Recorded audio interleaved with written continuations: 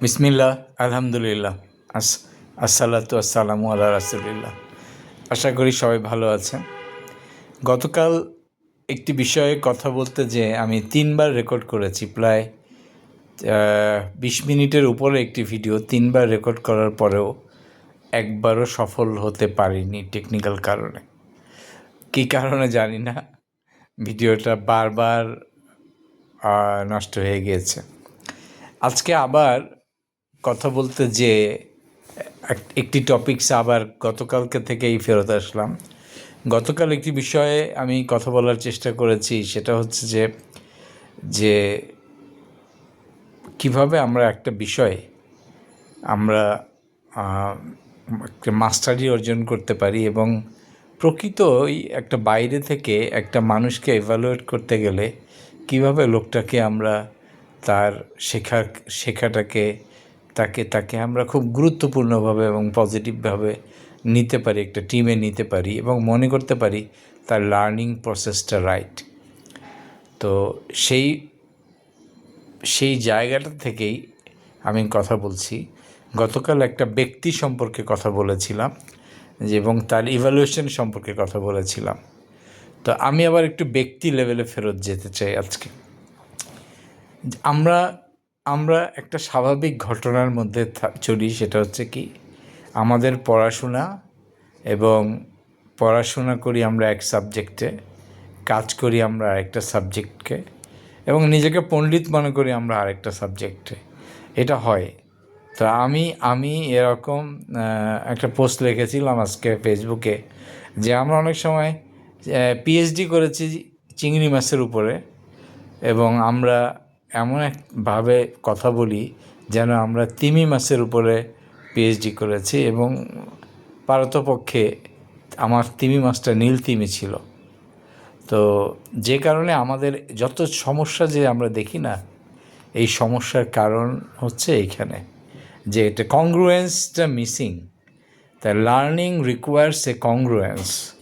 একটা learning complete হওয়ার জন্য তা কংগ্রুয়েন্স হচ্ছে একটা মোস্ট ইম্পর্ট্যান্ট এলিমেন্ট। মানে আমি শিখব যা, আমি পরীক্ষা দিব যা এবং আমি প্র্যাকটিস করব যা, এটার ভিতরে একটা কংগ্রুয়েন্স থাকা জরুরি।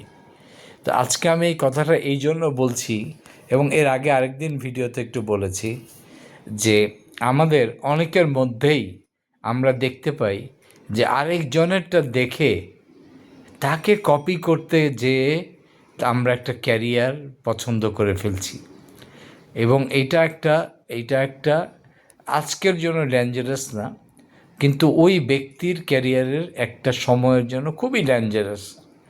কেউ যদি সেই ক্যারিয়ারটা কপি করে সেই ক্যারিয়ারের রিকোয়ার্ড স্কিল, মেথড এবং সব কিছু যদি কমপ্লিট করে 5M কমপ্লিট করে, তাহলে তো সে সাকসেসফুল হবে। সেখানে আমি কোনো বাধা দেখি না এবং সেটাই দ্য রাইট ওয়ে। ওই 5M মেথডটা বের করার, আবিষ্কার করার পিছনের কারণটাই হচ্ছে যে এই লোকগুলি যেন সাকসেসফুল হয়। আজকে যে বিষয়টা নিয়ে একটু কথা বলি সেটা হচ্ছে যে আমরা অনেকে দেখতে পাই যে কিছু কিছু বিষয় একটু বলা দরকার। যেমন ফাইন্যান্স একটা সাবজেক্ট। ফাইন্যান্স সাবজেক্টটা আপনি শুধু উপর দিয়ে শিখলে আপনি এটা কিন্তু শিখতে পারবেন না। এটার ভিতরে একটা খুবই ইনডেপথ একটা নলেজ আছে। তেমনিভাবে মার্কেটিং একটি সাবজেক্ট, এটা উপর দিয়ে শিখবেন, এটাও এমন কোনো বিষয় না। এটা অনেক ইনডেপথ, অনেক নলেজ আছে। তা আমি জাস্ট একটু অন্য অ্যাঙ্গেলে কথা বলি। সেটা হলো যে এর আগেও আরেকদিন একটা ভিডিওতে বলেছি, তো বাংলাদেশে দেখা যায় যে এই 3টি বিষয়, ফাইন্যান্স, HR এবং মার্কেটিং এবং 4টি বিষয়, সাপ্লাই চেন, এই বিষয়ে আমরা একটা সহজাত এক্সপেরিয়েন্স এবং সহজাত মানুষের কনফিডেন্স দেখতে পাই যে তারা এই বিষয়টা বোঝে। অনেক মানুষ বোঝে এই 4টে বিষয়। কারণ কেন বোঝে? প্রত্যেকের নিজের একটা বাসায় বাজার করতে হয়, এবং সে মনে করে আমি তো কম বাজার করি না, প্রতি মাসে আমি বাজার করি, তাই তো সাপ্লাই চেন আর আমার শেখার দরকার নাই। এবং এভাবেই প্রত্যেকে মনে করে আমার বাসার কাজের বুয়াকে সামলাইতে হয়, আমাকে বাসার অন্য লোকদেরকে সামলাইতে হয়। আমি তো পিপল ম্যানেজমেন্ট করি, তাহলে আমার থেকে ভালো এইচআর আর কে বুঝে? এইচআরের পার্সপেক্টিভ গেল। আর ফাইন্যান্স হচ্ছে প্রত্যেকেই বেতন পায় এবং ওই বেতন দিয়ে সংসারটা চালাইতে হয় এবং মনে করে এবং বাজেট করতে হয়, এবং বাজেট মানেই তো ফাইন্যান্স, বাজেট মানে ফাইন্যান্স। আর এর পরের বিষয়টা হচ্ছে যে, ও আমার যে সেভিংস সেগুলি তো সব আমি শেয়ার মার্কেটে ইনভেস্ট করি, তা আমি ইনভেস্টমেন্ট বুঝি। তো তাহলে দেখেন এখানে প্রতিটা মানুষ কত বুঝদার আমাদের, যেই কারণে এবং এই সব সাবজেক্টগুলোতে আমি একটা সাইড টক করি, করার দরকার এই জন্য। আর গতকালকে এই কথাটা অন্য জায়গায় বলেছি। একটা কোম্পানিতে একটা ইনভেস্টমেন্ট কোম্পানি, যেখানে share investment company share business করে, সেখানে একজনকে দায়িত্ব দেওয়া হয়েছে। তো আমি তার সাথে একদিন বসেছিলাম যে আচ্ছা, আপনি এটা শিখলেন কোথা থেকে? এটা আমার প্রফেশনাল ডিগ্রি থাকার পরেও আমি আসলে নিজে সাহস করি না। মানে আমি কিন্তু ফাইন্যান্স পোর্টফোলিও ম্যানেজমেন্ট আমি ভালো বুঝি এবং আমার এটা সাবজেক্টে আমি পড়াশোনা করে শিখেছি, এবং এই পোর্টফোলিও ম্যানেজমেন্টটা আমি যথেষ্ট পরিমাণ ভালো বুঝি, এবং মডার্ন যে টেকনিক্স আছে কীভাবে ওয়ার্ল্ড সেরা পোর্টফোলিও ম্যানেজাররা এটাকে ম্যানেজ করে, এইগুলোর উপর আমার পড়াশোনা আসছে। এবং আমি বুঝি না তা না, আমি বুঝি ভালো, এবং আমি এটা কিভাবে সাইলেন্টলি ম্যানেজ করতে হয় এবং কম এফোর্ট দিয়ে ম্যানেজ করতে হয় এটা আমি যথেষ্ট পরিমাণ ভালো বুঝি। কিন্তু আমি কখনো সাহস করি না, কারণ কি আমার ওই সময়ের কারণে আমি ম্যানেজ করতে পারি না। এই বিষয় নিয়ে এই জন্য কথা বলছি। তো দেখলাম একটা কোম্পানিতে যে এরকম একজন ব্যক্তি যিনি অনলি এক্সপেরিয়েন্স হচ্ছে তার একটা নিজস্ব পোর্টফোলিওতে টাকা ইনভেস্টমেন্ট করেছে, শেয়ার ইনভেস্টমেন্ট করেছে। এইটার ভিত্তিতে সে আরেকটা পোর্টফোলিও কোম্পানি, যেই কোম্পানি অনেক মানুষের পোর্টফোলিও ম্যানেজ করবে, এরকম একটা কোম্পানির সিইও লেভেলে তাকে বসিয়ে দিয়েছে। মানে কি? মানে আপনি ছাগল দিয়ে কি হাল চাষ হয়? হ্যাঁ, একদম রীতিমতো এইরকম একটা চরম একটা অশিক্ষিত লোকের মতো কাজ করেছে।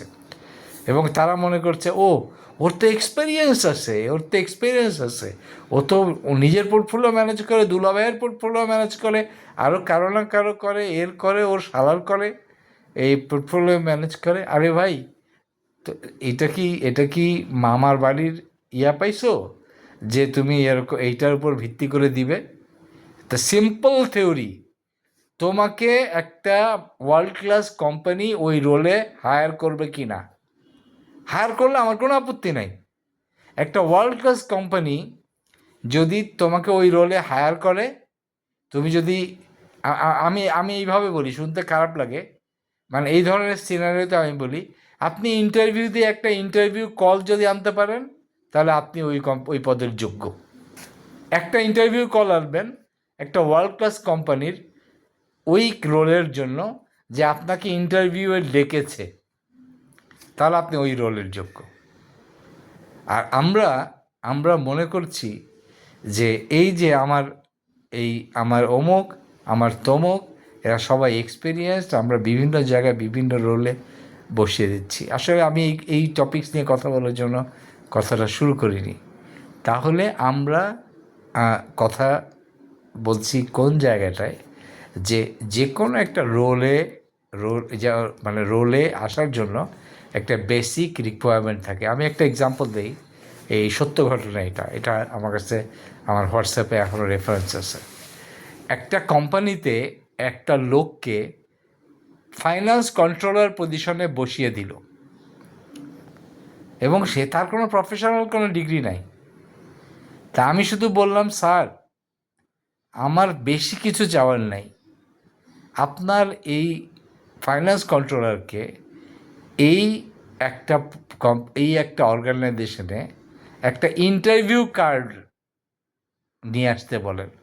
সে শুধু অ্যাপ্লাই করে এটা ইন্টারভিউটা দিবে, এটার পরীক্ষাটা শুধু দিবে, পাস করার দরকার নেই।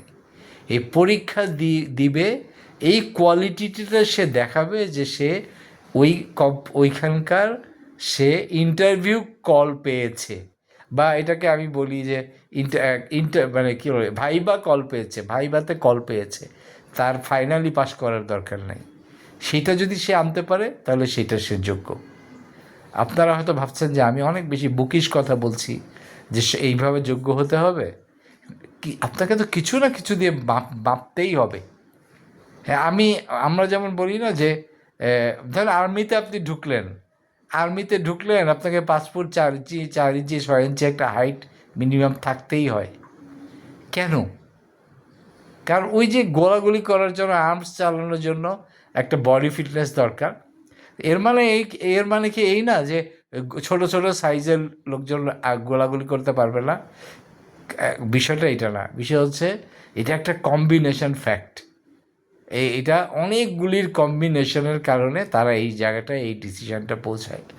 তেমনিভাবে প্রফেশনাল লাইফেও একটা কম্বিনেশন ফ্যাক্ট কাজ করে। এবার আসি মূল কথাটা একটু বলার জন্য। আজকের জন্য মানে আমি যে কথাটা বলার জন্য শুরু করেছি, যে আজকের জন্য অনেক অর্গানাইজেশনে আজকাল আমি দেখতে পাচ্ছি রং লোককে রং জায়গায় বসানো শুরু করেছে, এবং গোছানো অর্গানাইজেশন, যেসব অর্গানাইজেশনকে গুছিয়ে একবার পরিষ্কার করা হয়েছে, ক্লিন করা হয়েছে, সেই সব অর্গানাইজেশন আবার এই রং জায়গায় যাওয়া শুরু করেছে।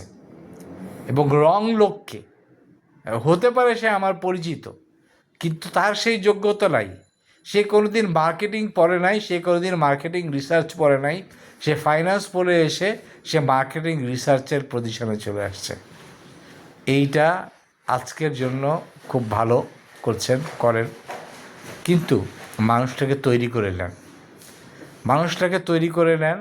আমি এই জন্য বলছি যে কিছু কিছু মানুষকে 15 বছরে তৈরি করতে পারি নাই আমি 15 বছর আগে তাকে প্রফেশনাল একটা জায়গায় অ্যাডমিশন নিতে বলেছিলাম, এবং 15 বছরে সে অন্য আরেকটা সাবজেক্টে অ্যাডমিশন নিছে। এখানে তার মানে কি, আপনি একটি বিষয়ে যদি সত্যি এটাতে কাজ করতে চান, তাহলে আপনার ভিতরে এর প্রতি ডিপ একটা আকর্ষণ থাকতে হবে প্রতিনিয়ত। আমার অনেক সাবজেক্টে আমি পড়াশোনা করেছি পার্সোনালি। এর কারণ কি, এর মানে এই না আমি ওই বিষয়ে পণ্ডিত। আমার ওই বিষয়ের প্রতি প্রচণ্ড রকম ভালোবাসা আছে, এবং আমি কন্টিনিউয়াসলি ওই বিষয়গুলি নিয়ে পড়াশোনা করি। তো এটা হচ্ছে, আমি একটু কথাটা বললাম এই জন্য। আমার কোনো আপত্তি নাই আপনি কমার্স থেকে আবার ইঞ্জিনিয়ারিং পড়েন। আমার তো একটা এক্সাম্পলই আছে, আপনারা জানেন যে কমার্স থেকে ইঞ্জিনিয়ারিং পড়া এক্সাম্পল হচ্ছে ফেরদৌস সালেহীন কিন্তু কমার্স থেকে ইঞ্জিনিয়ারিং পড়েছে, আমেরিকাতে পড়েছে, এবং আমেরিকাতে কিন্তু পড়া যায়, আমাদের দেশে একটু অসুবিধা, হ্যাঁ, কিন্তু আমেরিকাতে পড়া যায়। তার মানে কি, আসলে এটাতে কোনো আমি আপত্তি নাই আমার, আপনি কমার্স থেকে ইঞ্জিনিয়ারিং পড়েন, কিন্তু আপনি কিন্তু এক সময় দাবি করে বসবেন যে আসলে এগুলিতে পড়ার দরকার নাই। এবং আজকে আপনি দাবি করছেন যে আপনার সাপ্লাই চেইন বোঝার জন্য আপনার তেমন কোনো পড়াশোনার দরকার নাই, HR বোঝার জন্য, OD বোঝার জন্য, অর্গানাইজেশনাল ডেভেলপমেন্ট বোঝার জন্য আপনার কোনো পড়াশোনার দরকার নেই, ডিগ্রির দরকার নেই। এই বলে প্রথমে কিন্তু শুরু করেছেন যে আমার ওই অন্য জায়গা থেকে, আমার ওই আমের আচার বিক্রি করার জন্য আমার ডিগ্রির দরকার নেই। কিন্তু এটাকে আপনি পরবর্তীতে ট্রান্সফার করে এনে যেখানে ডিগ্রির দরকার আছে, পড়াশোনার দরকার আছে, গভীর রিসার্চের দরকার আছে, পার্সোনাল ডেভেলপমেন্টের দরকার আছে, সেই সব জায়গায় কিন্তু আপনি একই সূত্র ফেলছেন। আমি এখনই সাবধান করে দিচ্ছি, আপনাদের সাথে আমার সম্পর্ক আছে, কিন্তু এইভাবে চললে আপনাদের সাথে আমার সম্পর্ক থাকবে না।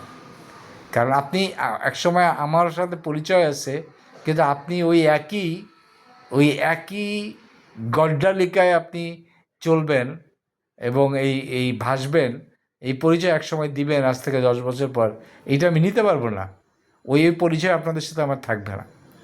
তো যে সেই কারণে বলছি, একটা প্রপার ডেভেলপমেন্ট প্ল্যান তৈরি করে নিজেকে তৈরি করেন, একটা পিআইপি করেন, পার্সোনাল ইমপ্রুভমেন্ট প্ল্যান করেন, করে যা শেখা দরকার লোকালি শেখেন, যা শেখা দরকার গ্লোবালি শেখেন, যেখান থেকে যেটা শেখা দরকার শেখেন, শিখে নিজেকে তৈরি করেন। এবং আপনি যত বছর, আমি এটুকু বলতেছি, একটা প্রফেশনাল এডুকেশনে আপনি 1 বছরে যা শিখবেন, আপনি একা একা চেষ্টা করলে ওইটা শিখতে 50 বছর লাগবে। 50 বছর সময় যদি আপনার থাকে, তাহলে আপনি চালায় যান, অসুবিধা নেই। আর যদি মনে করেন যে আমার 50 বছর সময় নাই, আমার 2 বছরে সব কিছু অ্যাচিভ করতে হবে, তাহলে আপনার এই মত, এই চিন্তার চেতনা পরিবর্তন করার প্রয়োজন আছে। আজকে এই পর্যন্তই। সুবহানাল্লাহি ওয়া বিহামদিহি, আশহাদু আল্লা ইলাহা ইল্লা আনতা, আস্তাগফিরুকা ওয়া আতুবু ইলাইক। আসসালামু আলাইকুম ওয়া রাহমাতুল্লাহি ওয়া বারাকাতুহু।